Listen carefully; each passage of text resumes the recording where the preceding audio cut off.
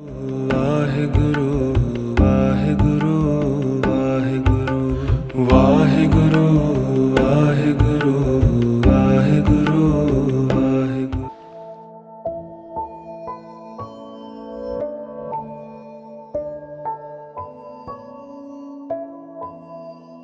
ਤਿੰਨਾਂ ਗੁਣਾਂ ਵਿੱਚ ਹੋ ਕੇ ਵੀ ਤਿੰਨਾਂ ਗੁਣਾਂ ਤੋਂ ਅਤੀਤ ਹੈ, ਤਿੰਨਾਂ ਕਾਲਾਂ ਵਿੱਚ ਹੋ ਕੇ ਵੀ ਉਹ ਕਾਲ ਅਤੀਤ ਹੈ, ਤਿੰਨਾਂ ਅਵਸਥਾਵਾਂ ਵਿੱਚ ਹੋ ਕੇ ਵੀ ਉਹ ਸਾਰੀਆਂ ਅਵਸਥਾਵਾਂ ਤੋਂ ਅਤੀਤ ਹੈ। ਉਹ ਹੈ ਇੱਕ ਓਂਕਾਰ, ਉਹਦਾ ਸਰਗੁਣ ਰੂਪ ਹੈ। ਸਤਨਾਮ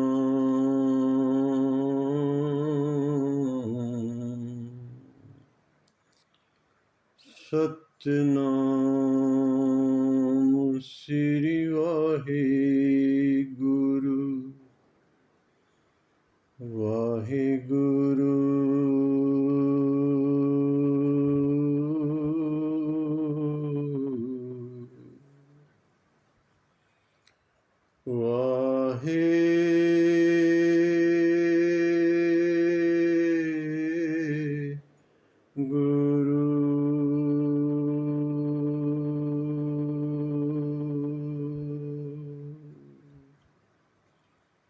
ਇੱਕ ਓਂਕਾਰ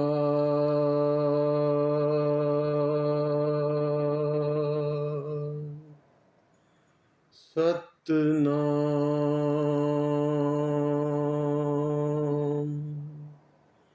ਕਰਤਾ ਪੁਰਖ ਨਿਰਭਉ ਨਿਰਵੈਰ ਅਕਾਲ ਮੂਰਤ ਅਜੂਨੀ ਸੈਭੰ ਗੁਰ ਪ੍ਰਸਾਦ।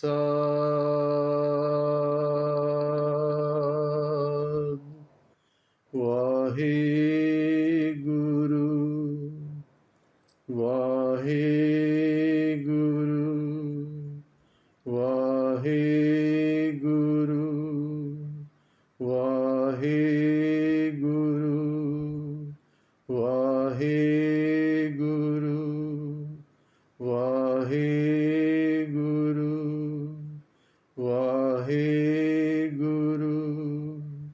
ਵਾਹਿਗੁਰੂ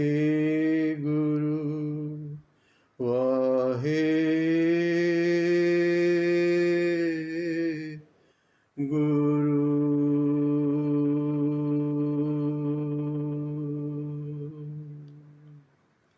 ਵਾਹਿਗੁਰੂ ਜੀ ਕਾ ਖਾਲਸਾ, ਵਾਹਿਗੁਰੂ ਜੀ ਕੀ ਫਤਿਹ।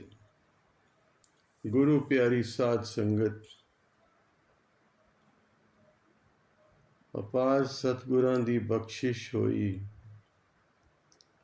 ਇਹ ਜੋ ਪਾਵਨ ਬਾਣੀ ਆਨੰਦ ਸਾਹਿਬ ਜੀ ਦੀ ਵਿਚਾਰ ਕੁਝ ਸਮਾਂ ਪਹਿਲੇ ਆਪ ਸੰਗਤਾਂ ਦੀਆਂ ਅਸੀਸਾਂ, ਸਤਿਗੁਰੂ ਦੀਆਂ ਅਪਾਰ ਬਖਸ਼ਿਸ਼ਾਂ ਰਹਿਮਤ ਸਦਕਾ ਆਰੰਭ ਕੀਤੀ ਸੀ, ਅੱਜ ਸਮਾਪਨ ਵੱਲ ਪਹੁੰਚ ਰਹੇ ਹਾਂ। 38 ਪੌੜੀਆਂ ਦੀ ਵਿਚਾਰ ਹੁਣ ਤੱਕ ਹੋ ਚੁੱਕੀ ਹੈ। 2 ਪੌੜੀਆਂ 39 ਤੇ 40 ਸਤਿਗੁਰੂ ਜੀ ਕਿਰਪਾ ਕਰਨਗੇ, ਆਪ ਸੀਸ ਤੇ ਹੱਥ ਰੱਖ ਕੇ ਸੇਵਾ ਲੈਣਗੇ, ਆਪ ਵੀ ਅਸੀਸਾਂ ਦੇਣੀਆਂ, ਅਰਦਾਸਾਂ ਕਰਨੀਆਂ। ਪਿਆਰੀ ਸਾਧ ਸੰਗਤ, ਸਫ਼ਰ ਦਾ ਆਪਣਾ ਆਨੰਦ ਹੁੰਦਾ ਹੈ, ਮੰਜ਼ਿਲ ਤੇ ਪਹੁੰਚਣ ਦਾ ਆਪਣਾ ਆਨੰਦ ਹੈ। ਆਪ ਨੇ ਸਹਿਯੋਗ ਦਿੱਤਾ। ਇਹ ਜੋ 38 ਪੌੜੀਆਂ ਤੱਕ ਦਾ ਸਫ਼ਰ, ਬੜਾ ਮਨੋਹਰ ਸਫ਼ਰ, ਭਰਪੂਰ ਆਨੰਦ ਲਿਆ ਬਾਣੀ ਦਾ, ਵਿਚਾਰਾਂ ਦਾ। ਆਓ ਰਹਿੰਦੀਆਂ 2 ਪੌੜੀਆਂ ਉਸੇ ਤਰ੍ਹਾਂ ਸਤਿਗੁਰੂ ਜੀ ਰਹਿਮਤ ਕਰਨਗੇ, ਸਦਾ ਹੀ ਬਖਸ਼ਿਸ਼ਾਂ ਕਰਦੇ ਨੇ ਮੇਰੇ ਗੁਰਦੇਵ ਧੰਨ ਗੁਰੂ ਨਾਨਕ ਪਾਤਸ਼ਾਹ, ਧੰਨ ਗੁਰੂ ਅਮਰਦਾਸ ਪਾਤਸ਼ਾਹ ਜਿਨ੍ਹਾਂ ਦੀ ਇਹ ਬਾਣੀ ਹੈ, ਧੰਨ ਗੁਰ ਕਲਗੀਧਰ ਪਾਤਸ਼ਾਹ, 10 ਪਾਤਸ਼ਾਹੀਆਂ ਕੀ ਆਤਮਕ ਜੋਤ, ਧੰਨ ਧੰਨ ਸਾਹਿਬ ਸ੍ਰੀ ਗੁਰੂ ਗ੍ਰੰਥ ਸਾਹਿਬ ਜੀ ਮਹਾਰਾਜ, ਤਿਨਾਂ ਦੀਆਂ ਅਪਾਰ ਰਹਿਮਤਾਂ ਸਦਕਾ ਆਓ ਜੁੜਿਓ ਪਿਆਰ ਨਾਲ। ਪਹਿਲੇ ਮੂਲ ਪੌੜੀ ਦਾ ਪਾਠ ਕਰਾਂਗੇ, ਫਿਰ ਜੈਸੀ ਜੈਸੀ ਮੇਰੇ ਗੁਰਦੇਵ ਕਿਰਪਾ ਕਰਨਗੇ।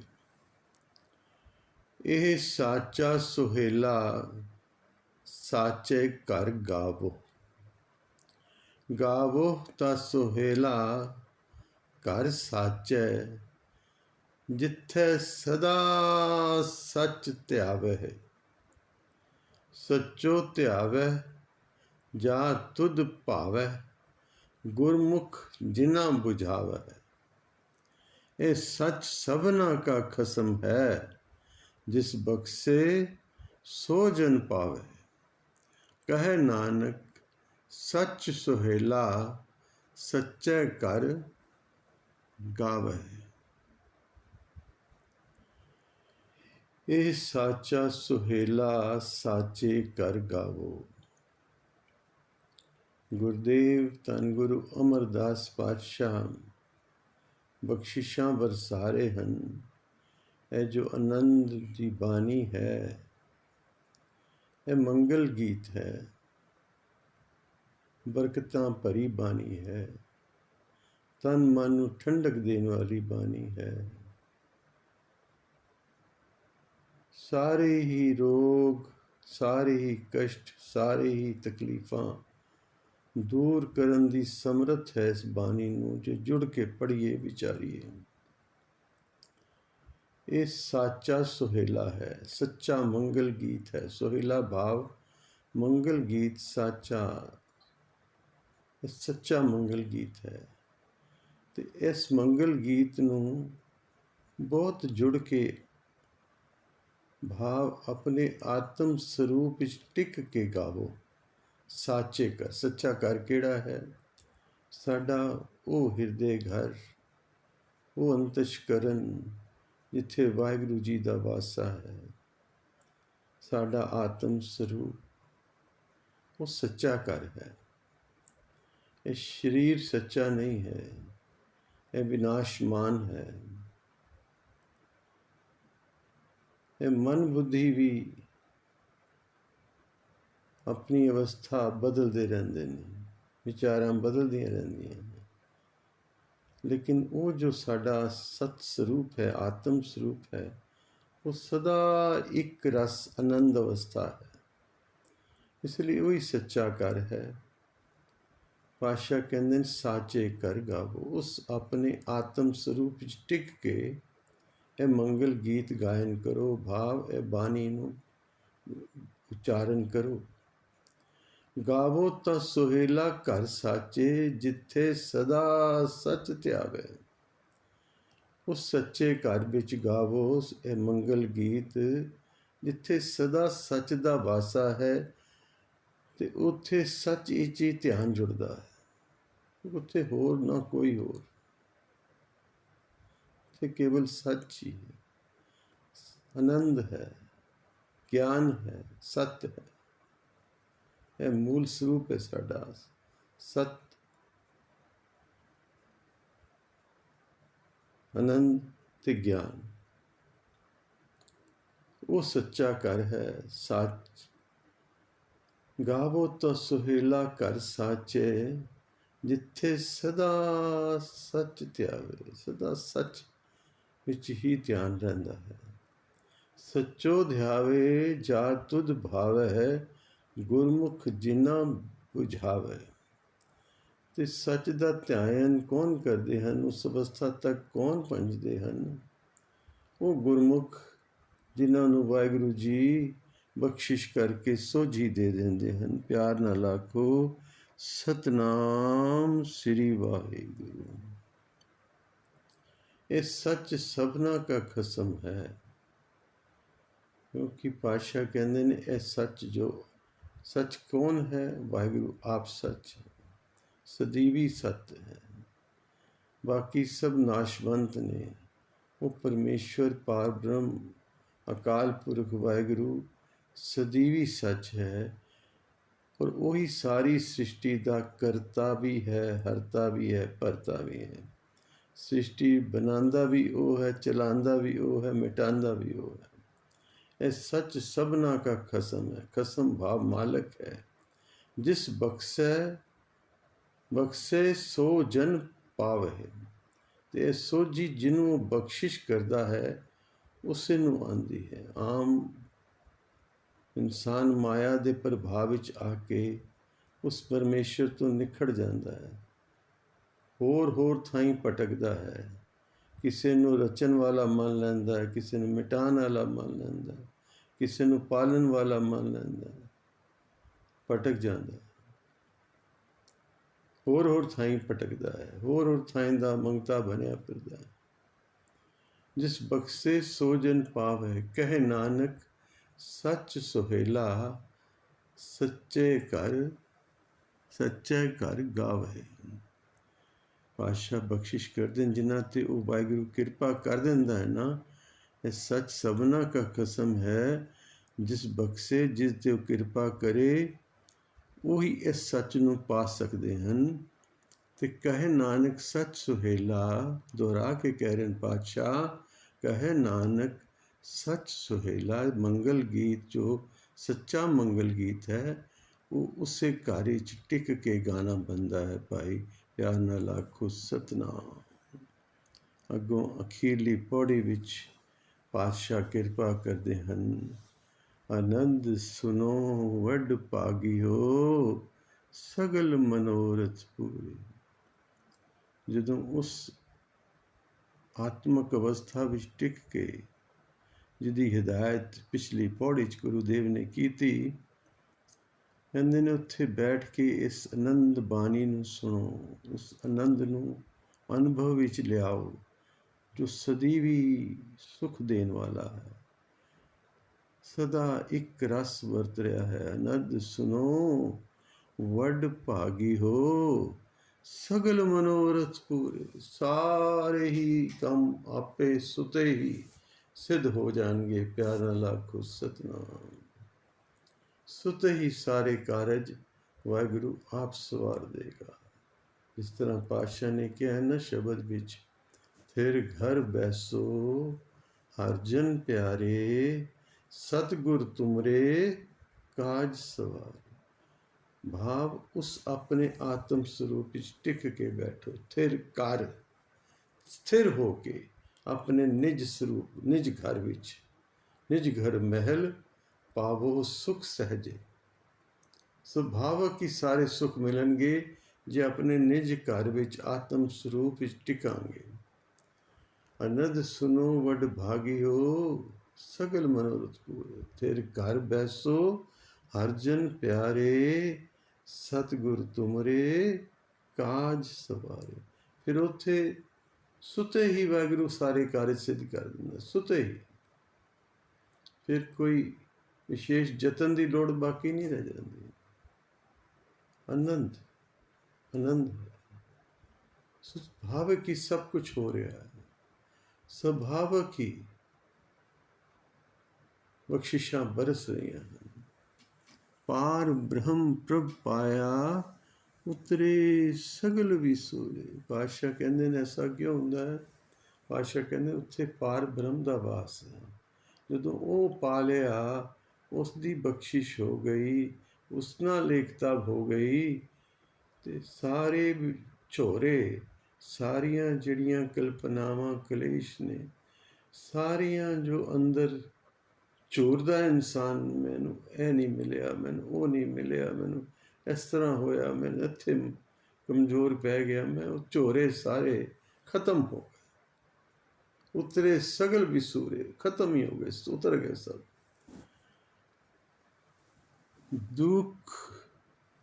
दुख रोग संताप उतरे, सुनी सच्ची बाणी। ये ऐसी सुंदर मनोहर बाणी है ना, जिसनूं पढ़िया, जिसनूं सुनिया, जिसदी विचार कीतिया, दुख रोग संताप, समझते हो? बानी शब्द आंदा है ना, तीने ताप निवारण हारा, दुख हंता सुख रास। ताको बिघन न को लागै, ਜਾਂ ਕੀ ਪ੍ਰਭ ਆਗੇ ਅਰਦਾਸ। ਤਿੰਨ ਤਰ੍ਹਾਂ ਦੇ ਤਾਪ ਮੰਨੇ ਹਨ ਪੁਰਾਤਨ ਧਰਮ ਗ੍ਰੰਥਾਂ ਨੇ, ਜਿਨ੍ਹਾਂ ਦਾ ਜ਼ਿਕਰ ਇੱਥੇ ਪਾਤਸ਼ਾਹ ਕਰ ਰਹੇ ਨੇ। ਦੁੱਖ, ਰੋਗ, ਸੰਤਾਪ। ਜਿਤਨੇ ਵੀ ਸਾਡੇ ਜੀਵਨ ਵਿੱਚ ਕਸ਼ਟ ਨੇ, ਜਿਤਨੇ ਵੀ ਰੋਗ ਨੇ, ਜਿਤਨੀਆਂ ਵੀ ਚਿੰਤਾਵਾਂ ਪਰੇਸ਼ਾਨੀਆਂ ਨੇ, ਉਹ ਇਹ ਤਿੰਨ ਦੇ ਅਧੀਨ ਨੇ, ਜਿਸ ਨੂੰ ਪਾਤਸ਼ਾਹ ਨੇ ਕਿਹਾ ਦੁੱਖ। ਦੁੱਖ ਹੁੰਦੇ ਨੇ ਜੋ ਬਾਹਰੋਂ ਆ ਕੇ ਸਾਨੂੰ ਨੁਕਸਾਨ ਪਹੁੰਚਾਉਂਦੇ ਨੇ। ਰੋਗ ਹੁੰਦੇ ਨੇ ਸਰੀਰ ਦੇ, ਸੰਤਾਪ ਹੁੰਦੇ ਨੇ ਮਨ ਦੇ। ਇਸ ਨੂੰ ਧਾਰਮਿਕ ਜਗਤ ਦੇ ਵਿਦਵਾਨ ਕਹਿੰਦੇ ਨੇ ਅਧ ਆਤਮਕ, ਅਧ ਭੌਤਿਕ, ਅਧ ਦੈਵਿਕ। ਤਿੰਨ ਤਾਪ ਕਿਹੜੇ? ਅਧ ਆਤਮਕ, ਅਧ ਭੌਤਿਕ, ਅਧ ਦੈਵਿਕ। ਇੱਕ ਹੁੰਦੇ ਨੇ ਪੰਜ ਤੱਤਾਂ ਦੇ। ਪਹਿਲੇ ਅਧ ਭੌਤਿਕ ਦੇਖ ਲਈਏ, ਜਿਹਨੂੰ ਪਾਤਸ਼ਾਹ ਨੇ ਇੱਥੇ ਰੋਗ ਕਿਹਾ ਹੈ।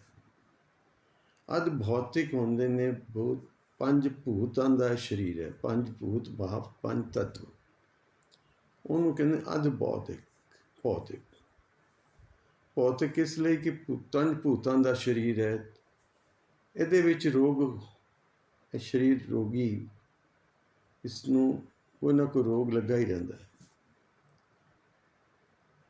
ਤੇ ਇਸ ਨੂੰ ਪੰਜ ਤੱਤਾਂ ਦੀ ਕਮੀ ਕਰਕੇ ਕੋਈ ਤੱਤ ਵੱਧ ਗਿਆ, ਪਾਣੀ ਅੰਦਰ ਵੱਧ ਗਿਆ ਤਾਂ ਵੀ ਰੋਗ, ਹਵਾ ਅੰਦਰ ਵੱਧ ਗਿਆ ਘਟ ਗਈ ਤਾਂ ਵੀ ਰੋਗ, ਅਗਨੀ ਅੰਦਰ ਵੱਧ ਗਈ ਹੈ ਤਾਂ ਘਟ ਗਈ ਤਾਂ ਵੀ ਰੋਗ। ਇਹ ਰੋਗ ਨੇ ਸਰੀਰ ਦੇ।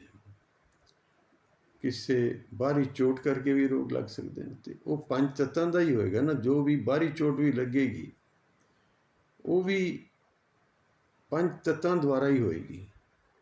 ਪੰਜ ਤੱਤਾਂ ਦੇ ਸਰੀਰ ਨੂੰ, ਪੰਜ ਤੱਤਾਂ ਦੀ ਕਿਸੇ ਵਸਤੂ ਨੇ ਚੋਟ ਕੀਤੀ, ਕੋਈ ਵੀ ਚੀਜ਼ ਹੈ ਉਹ ਪੰਜ ਤੱਤਾਂ ਦੀ ਹੈ, ਚਾਹੇ ਉਹ ਕੋਈ ਹਥਿਆਰ ਹੈ, ਚਾਹੇ ਕੋਈ ਮੈਟਲ ਹੈ, ਚਾਹੇ ਕੁਛ ਹੈ, ਉਹ ਪੰਜ ਤੱਤਾਂ ਦਾ ਹੀ ਹੈ। ਪੰਜ ਤੱਤਾਂ ਬਿਨਾਂ ਕੋਈ ਵੀ ਮੈਟਰ ਬਣ ਨਹੀਂ ਸਕਦਾ। ਸੋ ਇੱਥੇ ਪਾਤਸ਼ਾਹ ਕਹਿ ਰਹੇ ਨੇ ਪੰਜ ਅਧ ਭੌਤਿਕ, ਅਧ ਦੈਵਿਕ। ਦੈਵਿਕ ਵਿਪਦਾਵਾਂ ਹੁੰਦੀਆਂ ਨੇ ਜਿਹੜੀਆਂ ਰੱਬੋਂ ਹੀ, ਕੋਈ ਐਕਸੀਡੈਂਟ ਹੋ ਜਾਏ, ਕੋਈ ਅਗਨ ਲੱਗ ਜਾਏ, ਕਿਤੇ ਬਾੜ ਆ ਜਾਏ, ਕਿਤੇ ਸੂਖਾ ਪੈ ਜਾਏ, ਕਿਤੇ ਬਿਜਲੀ ਡਿੱਗ ਪਵੇ, ਉਹ ਸਾਰੀਆਂ, ਭੂਚਾਲ ਆ ਗਿਆ, ਭੂਕੰਪ ਆ ਗਿਆ, ਉਹ ਅਧ ਦੈਵਿਕ ਤਕਲੀਫਾਂ ਨੇ, ਜਿਸ ਨੂੰ ਪਾਤਸ਼ਾਹ ਨੇ ਇੱਥੇ ਪਾਤਸ਼ਾਹ ਬਖਸ਼ਿਸ਼ ਕੀਤੀ ਹੈ ਦੁੱਖ। ਇਹ ਦੁੱਖ ਆ ਜਾਣਾ, ਅਚਾਨਕ ਕੋਈ ਦੁੱਖ ਆ ਜਾਣਾ। ਤੇ ਸੰਤਾਪ ਹੈ ਮਨ ਦੇ ਕਲਪਨਾ ਕਲੇਸ਼ ਸੰਤਾਪ, ਇਹ ਅਧ ਆਤਮਕ। ਇਹ ਤਿੰਨ ਰੋਗ ਨੇ। ਇਸ ਲਈ ਪਾਤਸ਼ਾਹ ਨੇ ਕਿਹਾ ਇਹ ਤਿੰਨ ਰੋਗ ਕਹਿੰਦੇ, ਤਿੰਨ ਤਾਪ। ਤਿੰਨ ਤਾਪ ਬਾਣੀ 'ਚ ਪਾਤਸ਼ਾਹ ਨੇ ਕਿਹਾ ਤੀਨੇ ਤਾਪ ਨਿਵਾਰਨ ਹਾਰਾ, ਦੁਖ ਹੰਤਾ ਸੁਖ ਰਾਸ, ਜਾਕੋ ਵਿਘਨ ਤਾਕੋ ਵਿਘਨ ਨਾ ਕੋ ਲਾਗੈ, ਜਾਂ ਕੀ ਪ੍ਰਭ ਆਗੇ ਅਰਦਾਸ। Three types of problems, and three are all solved out, all settled with the grace of Guru. ਪਾਤਸ਼ਾਹ ਕਿਰਪਾ ਕਰ ਰਹੇ ਹਨ। ਦੁੱਖ ਰੋਗ ਸੰਤਾਪ ਉਤਰੇ, ਸੁਣੀ ਸੱਚੀ ਬਾਣੀ। ਇਹ ਬਾਣੀ ਐਸੀ ਬਖਸ਼ਿਸ਼ਾਂ ਭਰੀ ਹੈ, ਇਹਨੂੰ ਸੁਣ ਕੇ ਇਹ ਸਾਰੇ ਰੋਗ, all these troubles are settles down with the grace of this Bani. संत साजन भय सरसे, पूरे गुर ते जानी। ये जो बाणी है, ये जो अवस्था है, वो पूरा गुरु ही ज्ञान करांदा है। तो ਉਹਦੇ ਕੋਲੋਂ ਗਿਆਨ ਲੈ ਕੇ ਜਦੋਂ ਹੋਰ ਸਾਧੂਆਂ ਨਾਲ, ਸੰਤਾਂ ਨਾਲ, ਪ੍ਰਭੂ ਮਾਰਗ ਦੇ ਪਾਂਧੀਆਂ ਨਾਲ ਵਿਚਾਰ ਕੀਤੀ, ਸੁਣੀ ਸੁਣਾਈ, ਤੇ ਪਾਤਸ਼ਾਹ ਕਹਿੰਦੇ ਨੇ ਸਾਰੇ ਬੜੇ ਖੁਸ਼ ਹੋਏ। ਸੰਤ ਸਾਜਨ ਪੈ ਸਰਸੇ, ਉਹਨਾਂ ਦੇ ਮਨ ਨੂੰ ਵੀ ਠੰਡਕ ਮਿਲੀ। ਸੁਣਤੇ ਪੁਨੀਤ, ਇਸ ਲਈ ਪਾਤਸ਼ਾਹ ਕਹਿੰਦੇ ਨੇ ਇਹ ਬਾਣੀ ਐਸੀ ਹੈ, ਸੁਣਨ ਵਾਲੇ ਵੀ ਪਵਿੱਤਰ। ਸੁਣਤੇ ਪੁਨੀਤ, ਕਹਤੇ ਪਵਿੱਤਰ। ਸੁਣਨ ਵਾਲੇ ਵੀ, ਉਹਨਾਂ ਦੇ ਵੀ ਪਾਪ ਨਸ਼ਟ ਹੋ ਗਏ, ਪੁਨੀਤ ਹੋ ਗਏ। ਸੁਣਤੇ ਪੁਨੀਤ, ਇਤਨੀ ਸ਼ਕਤੀ ਹੈ ਇਸ ਪਾਵਨ ਬਾਣੀ ਵਿੱਚ ਕਿ ਸੁਣਨ ਵਾਲੇ ਦੇ ਪਾਪ ਸੁਭਾਵਿਕ ਹੀ ਨਸ਼ਟ ਹੋ ਜਾਂਦੇ ਨੇ, ਉਹ ਪੁਨੀਤ ਹੋ ਜਾਂਦਾ ਹੈ। ਜੇ ਮਨ ਕਰਕੇ ਜੁੜ ਕੇ ਬਾਣੀ ਨੂੰ ਸੁਣੇ ਔਰ ਅੰਦਰ ਵਸਾਏ। ਸੁਣਤੇ ਪੁਨੀਤ, ਕਹਤੇ ਪਵਿੱਤ, ਕਹਿਣ ਵਾਲੇ ਤੇ ਫਿਰ ਉਹਨਾਂ ਦੀ ਜੀਵਾ ਪਵਿੱਤਰ, ਉਹਦਾ ਅੰਤਰਾਤਮਾ ਪਵਿੱਤਰ, ਉਹਨਾਂ ਦੀ ਅੰਦਰ ਦੀ ਅਵਸਥਾ ਪਵਿੱਤਰ, ਉਹ ਵੀ ਪਵਿੱਤਰ ਹੋ ਗਏ। ਕਹਿਣ ਵਾਲੇ ਵੀ ਪਵਿੱਤਰ, ਸੁਣਨ ਵਾਲੇ ਵੀ ਪਵਿੱਤਰ। ਸਤਿਗੁਰ ਰਿਹਾ ਭਰਪੂਰੇ, ਉਹਦਾ ਰੀਜ਼ਨ ਦੱਸ ਰਹੇ ਨੇ ਕਿ ਇਸ ਬਾਣੀ ਵਿੱਚ ਸਤਿਗੁਰੂ ਆਪ ਵਸਿਆ ਹੈ। ਤਾਂ ਇੱਥੇ ਕਿਹਾ ਨਾ, ਬਾਣੀ ਗੁਰੂ, ਗੁਰੂ ਹੈ ਬਾਣੀ, ਵਿੱਚ ਬਾਣੀ ਅੰਮ੍ਰਿਤ ਸਾਰੇ। ਗੁਰਬਾਣੀ ਕਹੈ ਸੇਵਕ ਜਨ ਮਾਨੈ, ਪ੍ਰਤੱਖ ਗੁਰੂ ਨਿਸਤਾਰ। ਬਾਣੀ ਵਿੱਚ ਉਹ ਆਪ ਸਮਾਇਆ ਹੈ। ਨਾਮ ਵਿੱਚ ਨਾਮੀ ਸਮਾਇਆ ਹੈ, ਬਾਣੀ ਵਿੱਚ ਗੁਰੂ ਸਮਾਇਆ ਹੈ। ਉਹਦੀ ਉਪਦੇਸ਼ ਹੀ ਗੁਰੂ ਹੈ, ਬਾਣੀ ਹੀ ਗੁਰੂ ਹੈ। ਬਾਣੀ ਗੁਰੂ, ਗੁਰੂ ਹੈ ਬਾਣੀ। ਇਸ ਲਈ ਪਾਤਸ਼ਾਹ ਕਹਿੰਦੇ ਨੇ, ਸੁਨਤੇ ਪੁਨੀਤ ਕਹਤੇ ਪਵਿੱਤ, ਸਤਿਗੁਰ ਰਿਹਾ ਭਰਪੂਰੇ। ਸਤਿਗੁਰੂ ਆਪ ਇਹਦੇ 'ਚ ਵਸਿਆ ਹੈ, ਭਰਪੂਰ ਹੋਇਆ ਹੈ, ਲੱਭਾ ਲੱਭ ਭਰਿਆ ਹੈ। ਬਿਨਵੰਤ ਨਾਨਕ ਗੁਰ ਚਰਨ ਲਾਗੇ, ਵਾਜੇ ਅਨਹਦ ਤੂਰੇ। ਪਾਤਸ਼ਾਹ ਕਹਿੰਦੇ ਨੇ, ਬੇਨਤੀ ਕਰਦਾ ਹਾਂ ਕਿ ਇਸ ਬਾਣੀ ਦੁਆਰਾ ਨਾਨਕ, ਤੀਜੇ ਨਾਨਕ ਗੁਰ ਧੰਨ ਗੁਰੂ ਅਮਰਦਾਸ ਜੀ ਕਹਿੰਦੇ ਨੇ, ਇਸ ਬਾਣੀ ਦੁਆਰਾ ਗੁਰੂ ਦੇ ਚਰਨ ਲਾਗੇ। ਜਦੋਂ ਗੁਰੂ ਦੇ ਚਰਨਾਂ ਨਾਲ ਜੁੜ ਗਏ, ਬਾਣੀ ਕਰਕੇ ਗੁਰੂ ਦੇ ਚਰਨ, ਬਾਣੀ ਕੀ ਹੈ? ਗੁਰੂ, ਗੁਰੂ ਬਾਣੀ ਹੈ। ਨਾਮ ਗੁਰੂ ਦੇ ਚਰਨ ਹਨ, ਪਰਮੇਸ਼ਰ ਦੇ ਚਰਨ ਹਨ। ਜਦੋਂ ਉਹ ਨਾਮ ਰੂਪੀ ਚਰਨਾਂ ਨਾਲ ਜੁੜ ਗਏ, ਗੁਰੂ ਰੂਪੀ ਬਾਣੀ ਨਾਲ ਜੁੜ ਗਏ, ਤੇ ਫਿਰ ਕੀ ਹੋਇਆ? ਵਾਜੇ ਅਨਹਦ ਤੂਰੇ, ਅੰਦਰ ਉਹ ਅਨਹਦ ਨਾਦ ਸੁਣਾਈ ਦਿੱਤਾ। ਉਹ ਜੋ ਸ੍ਰਿਸ਼ਟੀ ਦੀ ਹੋਂਦ ਦਾ ਨਾਦ ਹੈ, ਉਹ ਸੁਤੇ ਸਿੱਧ ਜੋ ਆਵਾਜ਼ ਉੱਠ ਰਹੀ ਹੈ, ਉਹਨੂੰ ਕੋਈ ਵਜਾ ਨਹੀਂ ਰਿਹਾ, ਉਹਨੂੰ ਕੋਈ ਸੁਣਾ ਨਹੀਂ ਰਿਹਾ। ਇੱਕ ਅਵਸਥਾ ਹੈ, ਜਿਸ ਅਵਸਥਾ ਵਿੱਚ ਮੇਰੇ ਗੁਰੂ ਨਾਨਕ ਦੇਵ ਜੀ ਮਹਾਰਾਜ ਕਹਿੰਦੇ ਨੇ, ਗਾਵੇ ਤੋਹਨੋ ਪੌਣ ਪਾਣੀ ਬਹਿ ਸੰਤਰ। ਅਗਨੀ ਵੀ ਤੇਰੇ ਗੀਤ ਗਾ ਰਹੇ, ਪਾਣੀ ਵੀ ਤੇਰੇ ਗੀਤ ਗਾ ਰਹੇ, ਹਵਾ ਵੀ ਤੇਰੇ ਗੀਤ ਗਾ ਰਹੀ ਹੈ, ਸਮੁੱਚੀ ਕਾਇਨਾਤ ਤੇਰੇ ਗੀਤ ਗਾ ਰਹੀ। ਉਹ ਅਵਸਥਾ ਜਿੱਥੇ ਅਨਹਦ ਧੁਨ ਹੈ, ਅਨਹਦ ਨਾਦ ਵੱਜ ਰਿਹਾ ਹੈ, ਜਿਸ ਨੂੰ ਕੋਈ ਅਨਹਦ ਹੁੰਦਾ, ਆਪਣੇ ਆਪ ਤੋਂ ਉੱਠਣ ਵਾਲਾ ਨਾਦ। ਅਸੀਂ ਜੋ ਬੋਲਦੇ ਹਾਂ, ਆਹਤ ਨਾਦ ਹੈ। ਸਾਡੀ ਜੀਵਾ ਸਾਡੇ ਅੰਦਰ, ਮੂੰਹ ਵਿੱਚ, ਸਾਡੇ ਕਿਤੇ ਦੰਦਾਂ ਨਾਲ, ਕਿਤੇ ਹੋਰ ਜਿਸ ਤਰ੍ਹਾਂ ਦੇ ਅਕਸ਼ਰ ਬਣਦੇ ਨੇ, ਉਹਨਾਂ ਨਾਲ ਟਕਰਾਉਂਦੀ ਹੈ। ਜਿਹੜੀ ਆਵਾਜ਼ ਸਾਡੇ ਅੰਦਰੋਂ ਉੱਠਦੀ ਹੈ, ਉਹ ਮੂਲ ਰੂਪ ਵਿੱਚ ਹਵਾ ਜਦੋਂ ਸਾਡੀ ਧੁਨੀ ਨਾਭੀ ਨਾਲ ਹਿੱਟ ਕਰਦੀ ਹੈ, ਤੇ ਉਸ ਹਿੱਟ ਤੋਂ ਆਵਾਜ਼ ਉੱਠਦੀ ਹੈ। ਇਸ ਨੂੰ ਕਹਿੰਦੇ ਨੇ ਪਰਾਬਾਣੀ।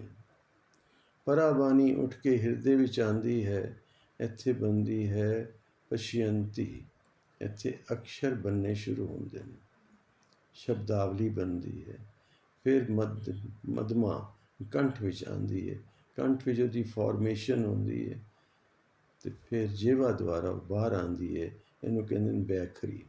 ਸਿਮਰਨ ਵੀ ਇਸੇ ਤਰ੍ਹਾਂ ਚੱਲਦਾ ਹੈ।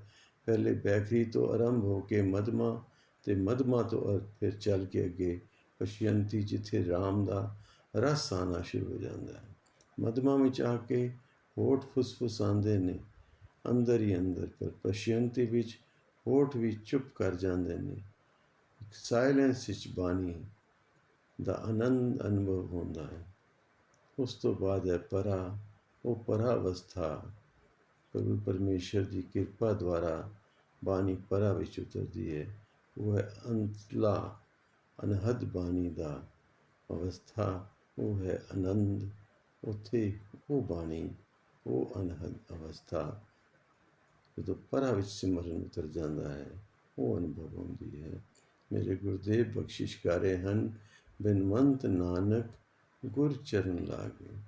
ਗੁਰੂ ਦੇ ਚਰਨਾਂ ਨਾਲ ਜੁੜਿਆਂ ਵਾਜੇ ਅਨਹਦ ਤੁਰੇ, ਉਹ ਅਨਹਦ ਨਾਚ ਸੁਣਾਈ ਦਿੰਦਾ ਹੈ।